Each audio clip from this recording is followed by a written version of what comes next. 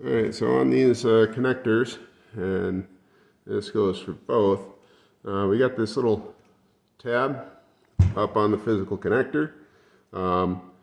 Those, I've not really seen one of these tabs or these hooks wear out. There, you can kind of see it. So I've not really seen one of these hooks wear out. I have seen some where they start to get a little rounded, but it's still, they'll positively engage. What I've seen much more so is hydraulic lock. So as we push this on, right now the seals are making contact. And it goes almost a full 1/4 inch before she locks. She's trying to compress everything inside there. This one's full of air.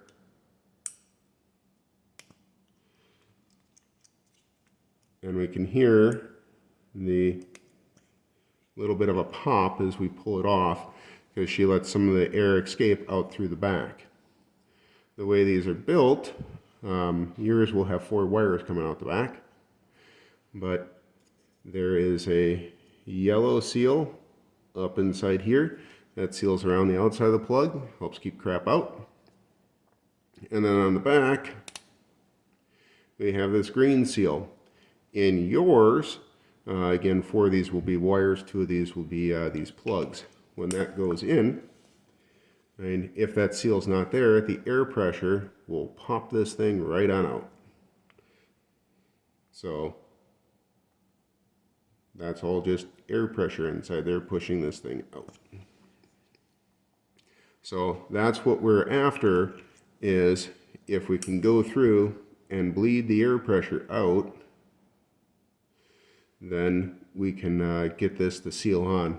What that does though is if we have hydraulic lock and we bled all the air pressure out so that this thing stays on nice and in place, then when it comes time to pull this, and you'll release it and she won't pull nicely because now you got hydraulic lock going the other way. So again, you'll have to do the same thing in reverse of bleeding pressure. I will try to show, I'll try to fill this with grease and show a situation where I can't lock it. So here we got our plug. I filled it now with our dielectric grease. And to show the point, I overfilled it and I'm not able to get it connected. You can see the bubble that's even grown out the back here. So if I pull that cap loose, and then what I'm going to do is use a toothpick to just make a air path, or you could probably even go right next to one of these. Then when I push in,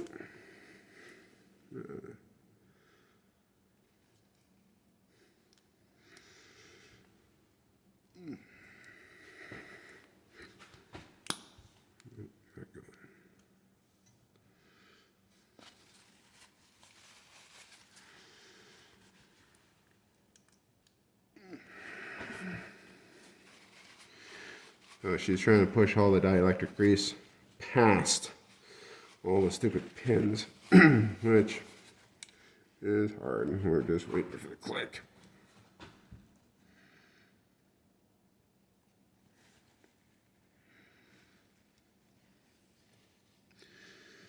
I don't quite think she's on yet. Where is she focusing? On the wrong spot.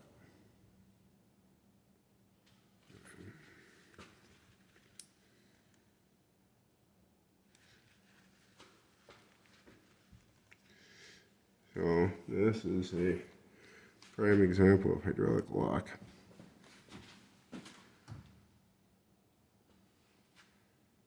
Hold on.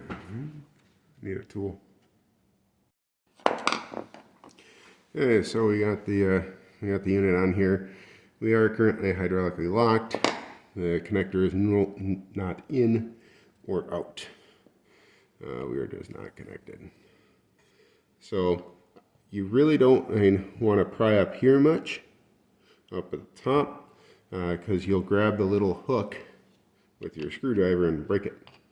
So these little nubs are great places to get on if the camera is not in the way, and apply some pressure, start getting this thing out.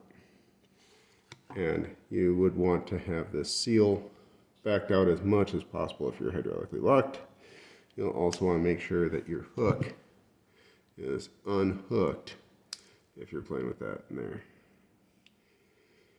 And then you'd come through and try to clean this out some. So hopefully you don't have the same hydraulic lock going in again.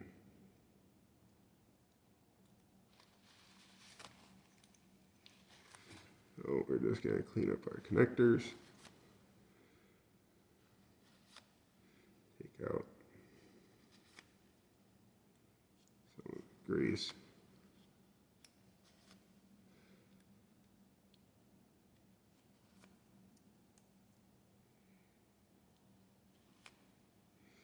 Again, the dielectric grease is a double-edged sword. It does a great job of keeping crap out so we don't get corrosion in our connections. But it also causes us this problem where we can't go through and get connection to our pins because there's no space left to get in.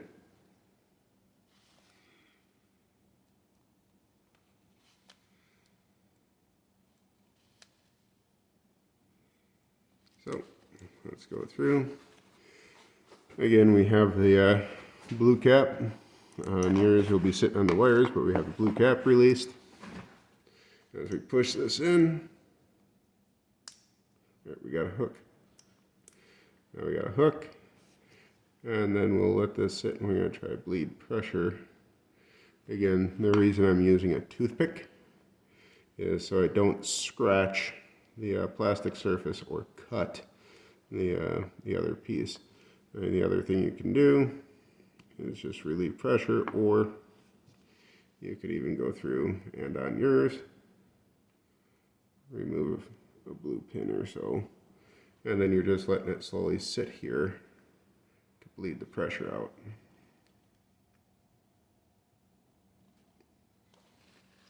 So I did remove one of the blue pins just to let it bleed pressure out that way, but I need to remember to reinsert the blue pin when I'm all done and then put my cap back on. And now this connector should be on here pretty darn good. And then again, to pull, you need to pull off. But that is one of the problems we found, is when these things get too full of grease, they keep pushing themselves out. Same goes for this one. I'll grab one of those connectors to show. So again, same thing on these ones. You can kind of see it down in there. There's a blue gasket down in here that seals around this to seal this stuff out. That makes contact and starts pressurizing this whole area. And then where the wire goes in, it has this silicone plug on the wire that seals around the wire and seals up the backside. This one's a bit more of a pain to if you ever have to bleed it. So again, best to clean the excess grease out. Might use an electronics part cleaner and then just re-dielectric the part.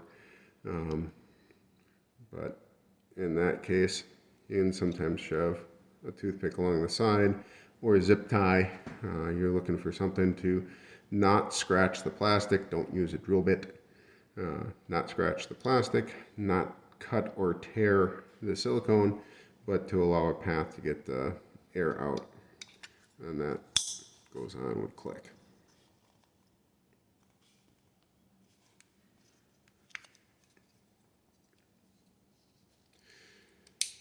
And that normally does have a protective cap on the back just to keep it in place.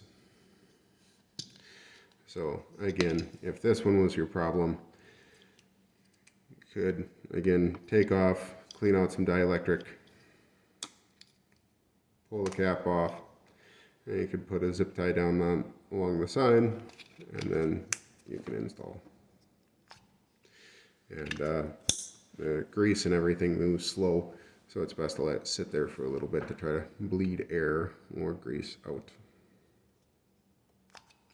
Hope that helps.